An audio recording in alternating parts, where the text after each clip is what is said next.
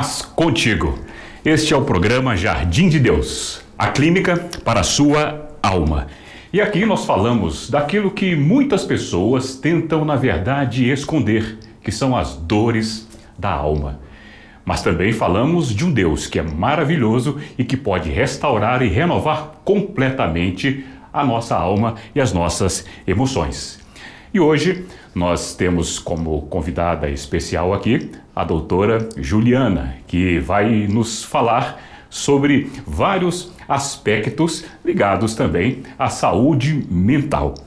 E o tema de hoje é profundamente necessário: mente alerta, coração em paz, quando a saúde mental encontra a fé. Exatamente, é isso mesmo. Até porque saúde mental também é um tema de altar. Isaías 41:10 nos diz assim: não temas, porque eu sou contigo. Não te assombres, porque eu sou o teu Deus. É com muita alegria que nós recebemos hoje a doutora Juliana. Ela que é uma mulher de fé, de escuta, que trabalha na área da saúde mental.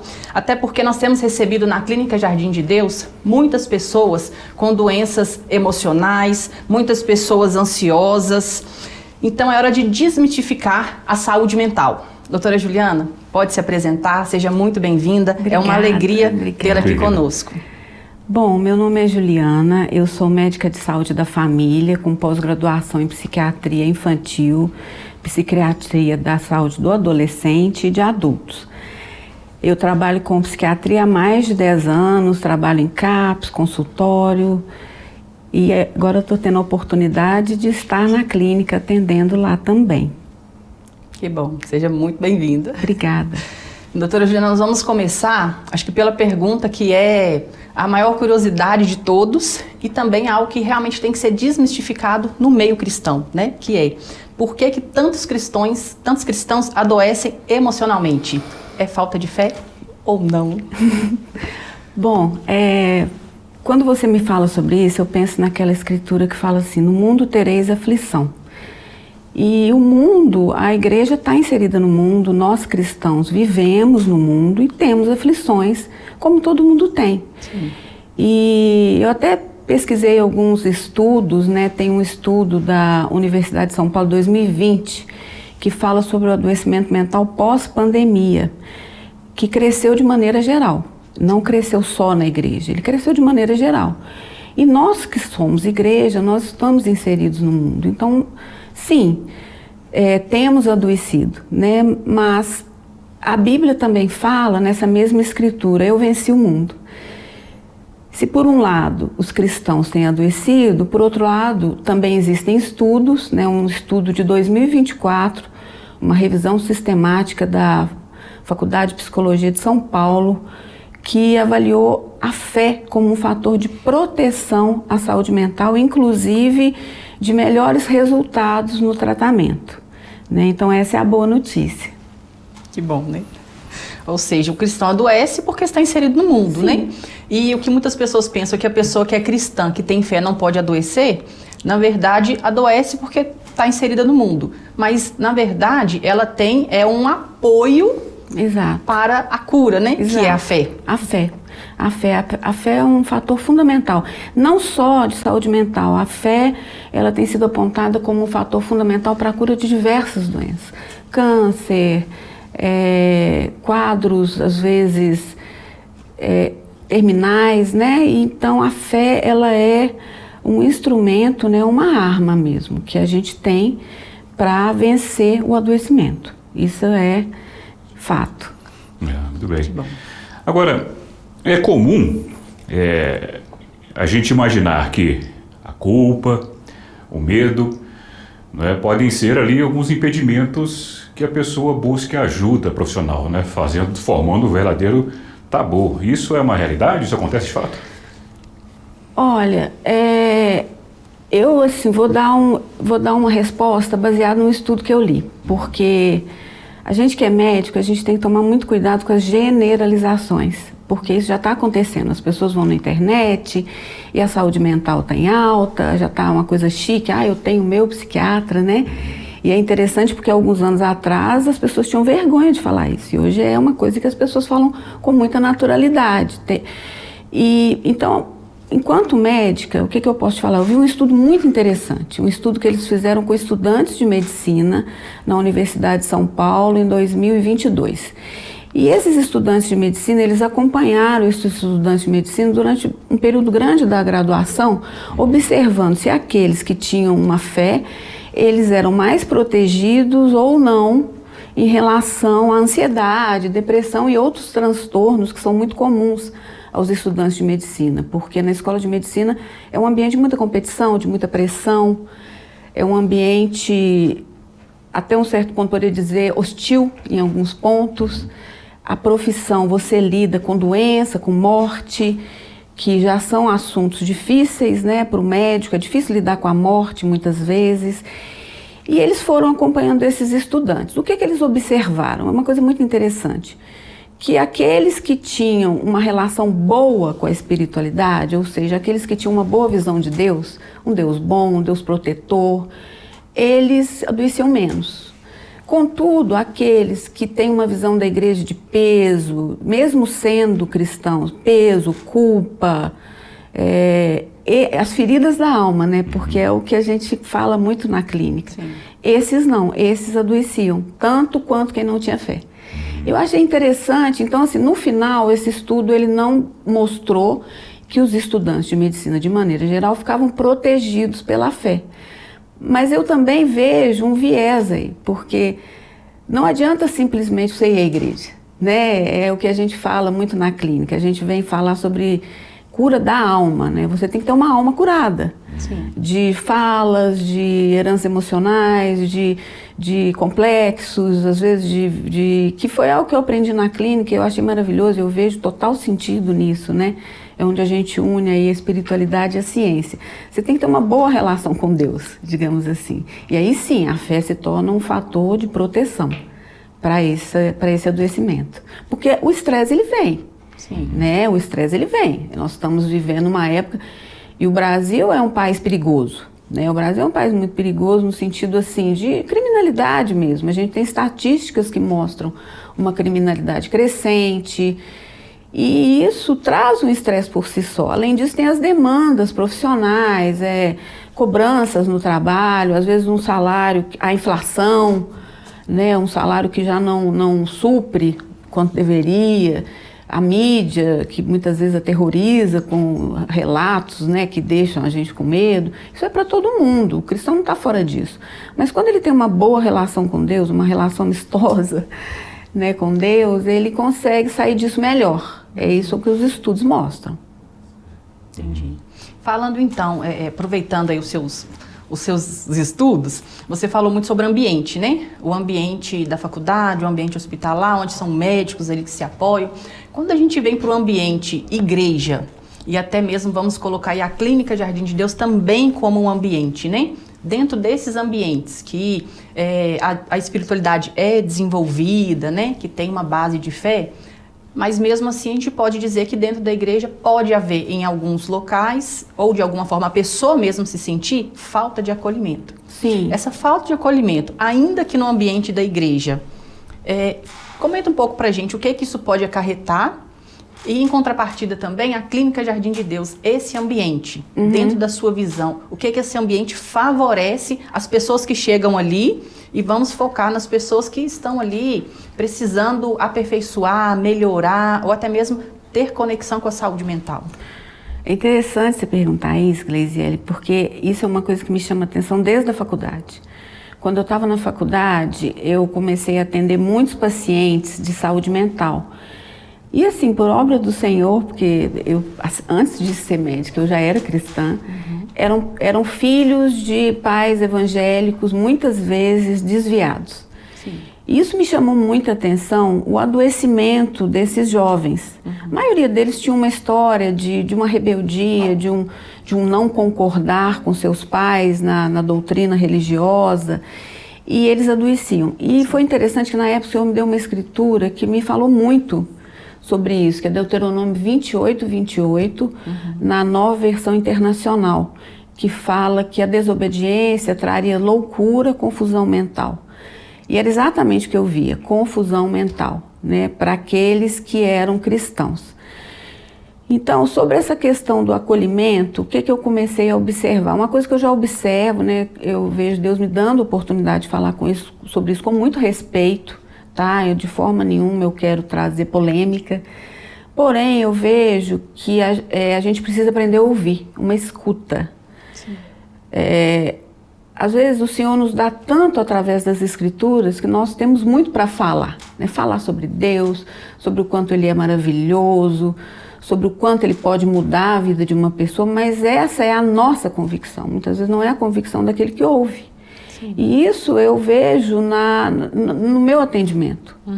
A pessoa, principalmente, eu não sou psicanalista, mas eu acabo usando de algumas ferramentas, não tem como fugir, né? E a pessoa precisa criar essa convicção. E às vezes ela não vai criar essa convicção apenas ouvindo, mas ela precisa falar para articular o próprio pensamento. Muitas vezes falando, ela vai chegar à conclusão de quanta coisa ela está falando que não faz sentido. Dando um exemplo, situações pelas quais eu já passei, principalmente com adolescentes, né? O adolescente, ele funciona muito bem através da escuta e não através da fala impositiva. A minha experiência com adolescentes, em grupos de adolescentes, que até foi o tema do meu trabalho, eu estou terminando agora uma pós-graduação em saúde do adolescente. Os adolescentes, eles estão muito adoecidos, né? A gente vê isso o tempo todo e eu não vou aprofundar nisso. Mas com esse tipo de público, quando ele fala, ele começa a estruturar a psique dele. Lacan já falava isso, né? Que a psique se estrutura através do discurso. Quando ele fala, ele começa a se ouvir.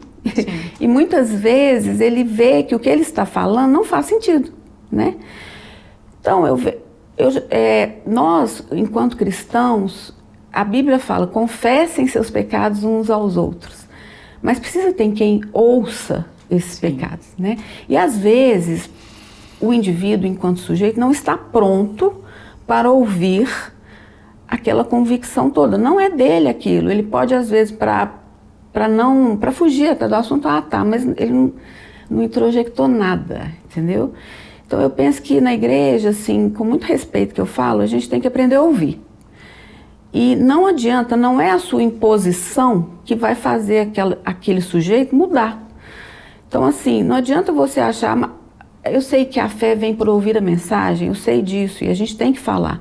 Mas é um limite, assim, muito tênue entre falar e impor. Por quê? Porque quando você impõe, você pode até afastar aquele sujeito daquela realidade, né? Que é o fato que nós falamos aqui que não protege. A igreja, quando ela vem como um fator de repressão, ela não protege a saúde mental. Eu não estou falando para a gente aceitar o pecado, nada disso, tá? Eu estou aqui fazendo até uma reflexão que é algo que a gente tem que aprender juntos. Quando a gente pensa na clínica, eu acho a clínica um ambiente muito interessante, porque lá nós estamos falando das feridas da alma. Sim. A partir do momento que a pessoa se batiza, que ela se transforma em uma nova criatura, ela é realmente uma nova criatura. Mas as feridas da alma, às vezes, elas doem. Elas começam a doer de novo. Eu tenho um amigo que fala assim, o ambiente sempre vence. Porque o ambiente não muda, nós mudamos, o ambiente não muda. E volta, né, aquela ferida. Então, a clínica eu acho um ambiente muito saudável, porque lá nós aprendemos a ouvir. Desde sempre a gente está lá para servir e servir com a nossa escuta. A fala, ela vem através das ministrações, principalmente. Sim. E naquela ministração, a pessoa ela é preparada pelo Espírito, pelas nossas orações, para ela assimilar aquilo que ela dá conta de assimilar. Tanto que tem pessoas que fazem a clínica mais de uma vez, porque ela assimila, muda, depois ela volta, assimila um outro tanto, não vai tudo de uma vez. Né? Então, nesse sentido, eu acho que a gente tem conseguido muito sucesso na cura das feridas da alma.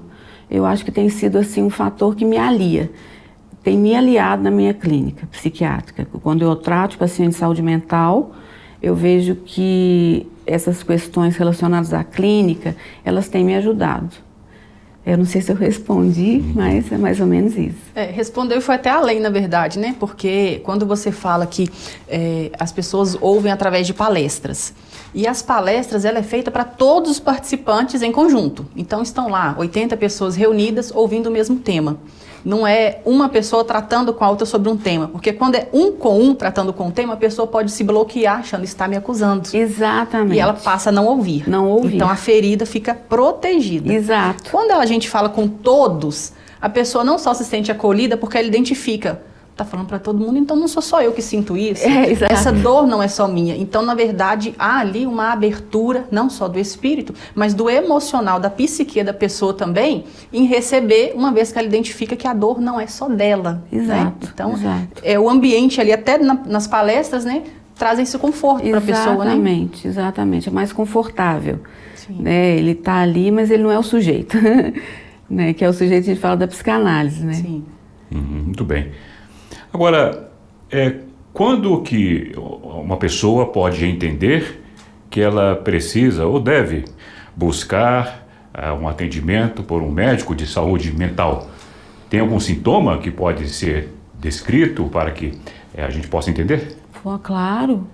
Olha, é também uma situação delicada, que é muito delicada a gente falar de saúde mental, né? Na verdade, eu vim pensando sobre isso, nós não gostamos de adoecer de maneira geral, né? Tem gente que detesta médico, pode ser uma gripe, a pessoa não quer ir.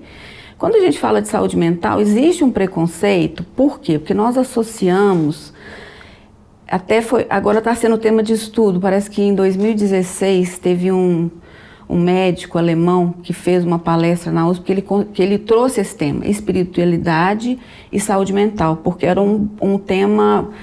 É um bloqueio contra isso, tabu, né? Que um tabu.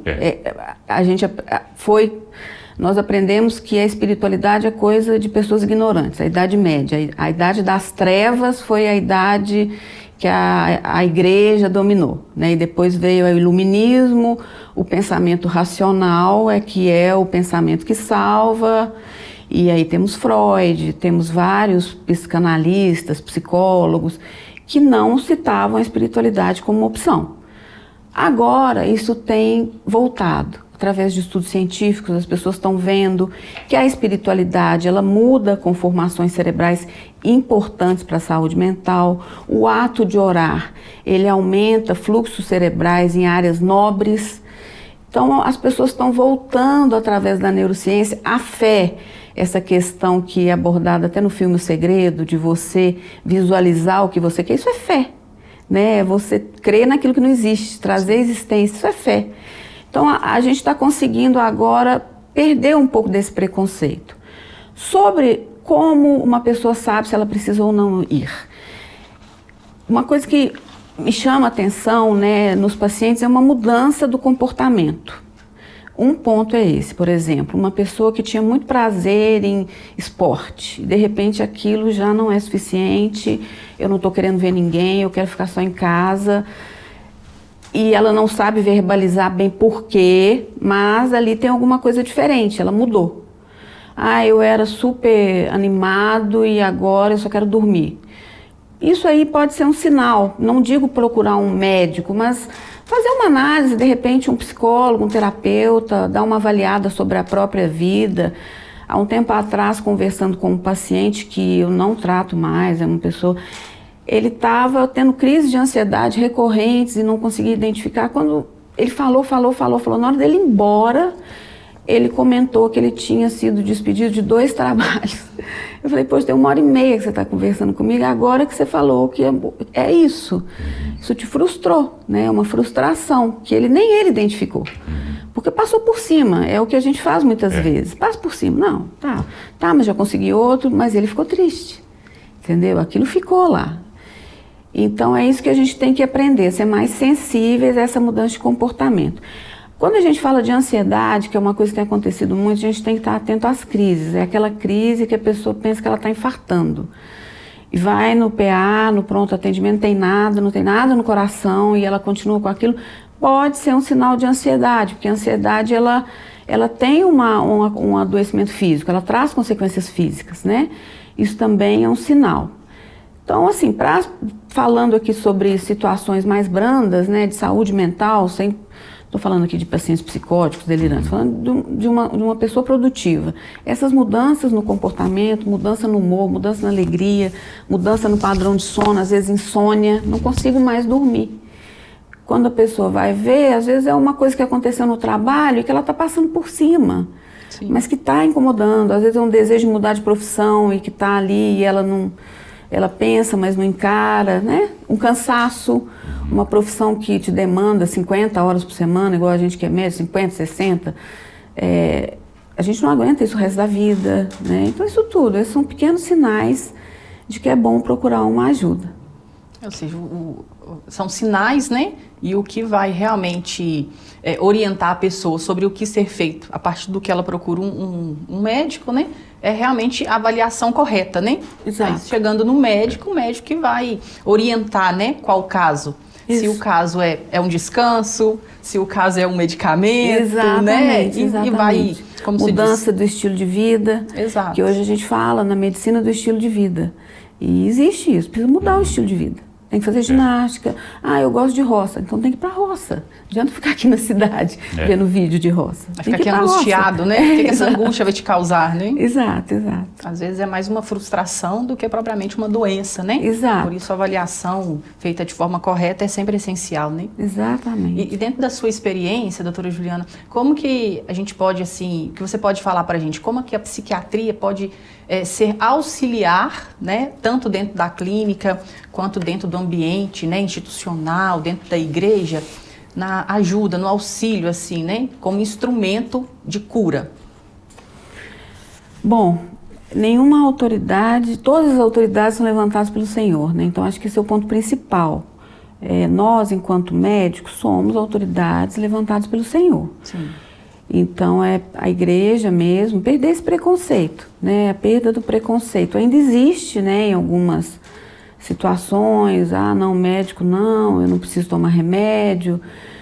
E às vezes isso não é real, né? Tem aquela escritura que o Elias necessitou dormir e comer bem porque ele estava cansado, depois de uma sequência de orações e de lutas. Às vezes a gente precisa disso, né? Outro ponto é nós mesmos, médicos, perdermos o nosso preconceito, nos atualizarmos sobre essa questão entre espiritualidade e medicina. A medicina, ela sempre foi assim, ela acabou cursando uma coisa assim de muito senhora de si, né? A psiquiatria como prescritora, né? A psicanálise também tem ainda um papel muito importante, mas a espiritualidade também tem.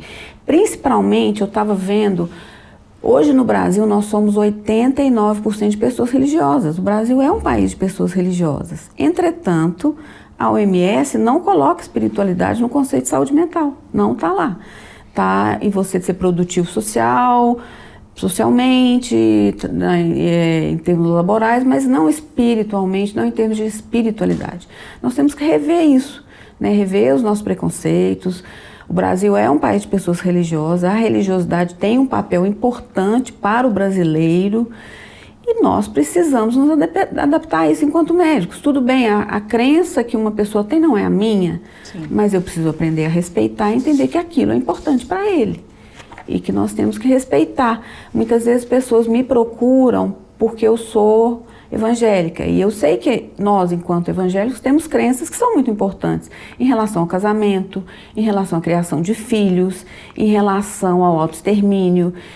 E as pessoas me procuram porque eu vou entender o que elas estão falando, porque eu também tenho a mesma crença, né? Então é essa sensibilidade que a gente precisa ter, que eu acho que é fundamental no atendimento, na empatia, na relação médico-paciente.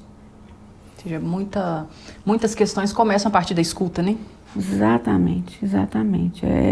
É fundamental. A gente tem um mundo repleto de pessoas falantes e poucos ouvintes.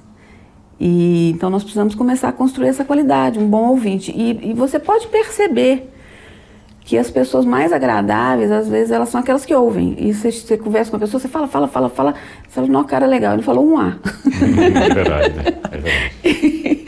Só você que falou, mas a gente adora falar, nós adoramos ouvir nossa voz, ouvir nosso nome, a nossa própria história. Todos gostamos de falar, mas precisamos ter os ouvintes também, né, que saibam ouvir. Ok, nossa, muito bom.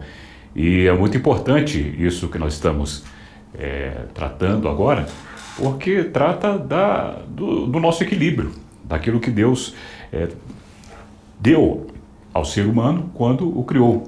É o equilíbrio também mental, não só o equilíbrio físico, condição de realizar as coisas, mas também o equilíbrio mental para poder executar as suas atividades e continuar a cumprir aquilo exatamente que Deus deu ao homem, que é cuidar daquilo que Deus criou, de toda a criação. E ainda desse entendimento, nós gostaríamos de ouvir agora alguns testemunhos de pessoas que também passaram pela clínica Jardim de Deus e que tiveram suas vidas transformadas. Então, ouça agora esses testemunhos. Cheguei aqui na Clínica da Alma muito mal, muito triste, com vontade até de desistir. Mas Deus me mostrou tanto que Ele é presente, me quebrantou, me colocou num lugar que é meu, de herança, que eu sou filho. Estou chorando não de tristeza, é de felicidade. E daqui para frente vai ser tudo diferente. Deus transformou minha vida. Esse é um ano de renovo.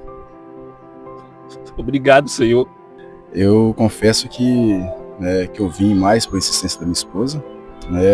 Ela sempre me chamou, ela veio em 2023 e ela amou, gostou muito, e sempre ficou insistindo para me vir. Mas eu achava que era só balela, achava que não acontecia nada. E na sexta-feira, quando a gente chegou aqui, eu já senti a presença de Deus neste lugar. E no sábado pela manhã, a primeira ministração, eu estava com uma certa dor na cabeça, que eu vim passando isso há um mês já, mais ou menos. E na primeira ministração, acho que é do pastor Wagner, não lembro o nome dele certo.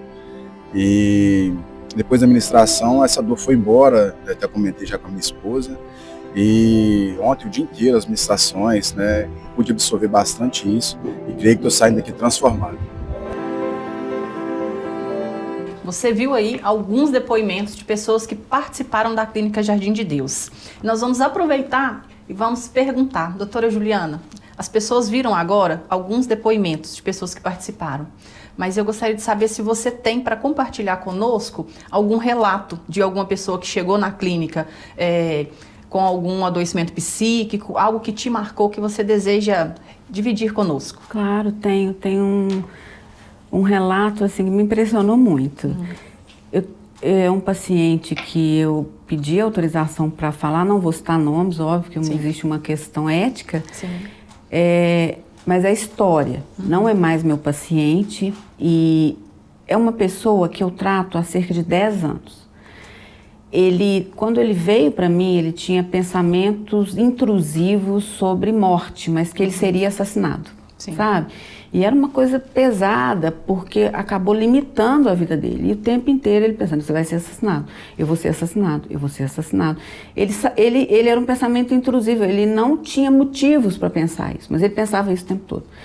E era muito limitante, né? Começou a ter crise de ansiedade, insônia, não conseguia mais trabalhar. Nós tratamos desse adoecimento específico, medicação adequada, ele melhorou. Ficou bem um tempo, aí cerca de 4 anos, e retornou em depressão, há pouco tempo, há 1 ano. Retornou com uma depressão profunda, confusão mental, falas às vezes desconexas. E eu medicando, já estava com uma dose alta de medicação e nada, não melhorava. E eu falei, gente, mas o que está acontecendo com essa pessoa? Porque quando eu olhava para a vida dele e para os sintomas, ele não me parecia uma pessoa que estava desenvolvendo um quadro de pensamento, uma esquizofrenia, nada disso. Era um pensamento confuso, mas algo neurótico, mais da linha da neurose. E eu só estava atendendo online, né? Na época, trouxe para o presencial. O presencial ele faz alguma diferença. Quando ele veio no presencial, ele sempre vinha acompanhado da esposa. Todos os atendimentos dele era a esposa do lado. E muitas vezes a esposa falava sobre ele. Eu nunca me opus, eu via que ele se sentia mais confortável assim. E nesse dia não foi diferente, ela veio. E ele começou a me falar sobre sonhos. E como eu já expliquei que eu não sou psicanalista, mas eu faço terapia com psicanalista há mais de 10 anos. Então, você acaba adquirindo algum conhecimento, eu leio sobre, e eu sei que os sonhos, eles têm ali uma revelação no sentido que eles te falam o que aquele inconsciente está passando. E nesses sonhos, eram sonhos sempre com muita água, em que ele estava tentando salvar a família dele. E a água entrando dentro da igreja, e ele tentando salvar a família. Não, até me arrepia que eu lembro disso. E ele tentando salvar a família dele, e ele começou a falar de um apego excessivo à mãe dele. Ele tinha uma mãe que era assim, uma pessoa que o protegia, sempre o protegeu muito. E a gente estuda, né, na psiquiatria, a gente vê na psicanálise também, que esse relacionamento muito próximo a essa mãe, que não é quebrado por um pai, ele limita muito a pessoa. E na criança a gente vê muitas crises de ansiedade, crianças com ansiedade de separação, com ansiedade de avaliação, né, aquela ansiedade social. E aí me veio à tona, eu falei, puxa, essa mãe... E ele era uma pessoa seguinte, que ele não conseguia finalizar. Ele tinha um projeto de uma construção em um lote, ele não conseguia finalizar nada. Ele começava a trabalhar, daí a pouco vinham as crises de ansiedade, ele tinha que retroceder, ele não conseguia sair do lugar. E aí me lembrei da clínica, porque é exatamente isso que a gente trabalha, paternidade, maternidade, né? E a gente, num dos treinamentos que a gente sempre faz, eu me lembro, né, do pastor Francis Bittencourt, que também é psicanalista, falando com a gente sobre a questão da maternidade limitante, né? Que a pessoa não se vê no direito de ser um adulto, porque ele é filho. Eu falei, poxa, esse paciente, eu estou tratando anos dele de pensamento obsessivo, né, toque, e ele tem um quadro com a maternidade, depois de 10 anos. Uma relação simbiótica, né? Ruim, porque a mãe não queria que ele se casasse, e ela deixou isso bem claro, né, aquela coisa da mãe boazinha, mas que no fundo ela não quer, ela quer ele para ela, né.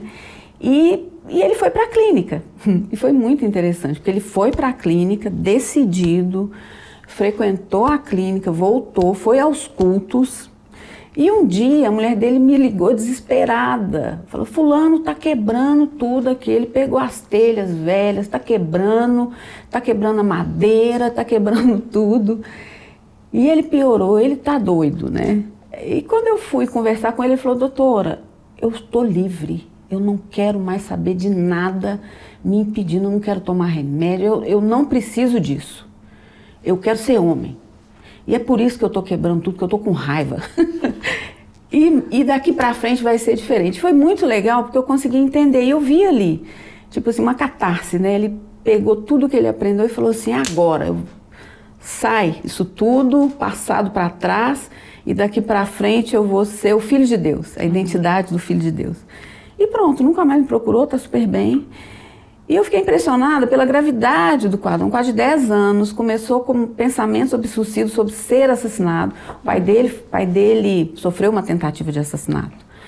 E ele tinha uma questão espiritual com essa mãe, que essa mãe ela era católica, mas era aquele católico que faz trabalho, sabe?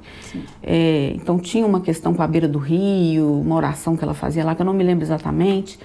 Então isso tudo estava no sonho e ele foi passando por aqueles processos, né, espirituais, e também emocionais e da medicação, que ele nem usa mais. Então foi um caso assim de sucesso, ele tratou a maternidade mal resolvida, que trouxe tantas consequências, né, ruins.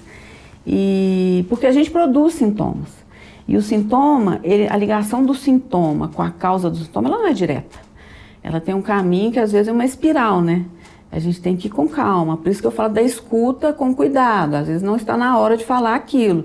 Você vai machucar o sujeito e ele vai se fechar, ele vai criar resistência. Sim. Então vamos com calma. E foi muito bom, foram realmente anos de tratamento.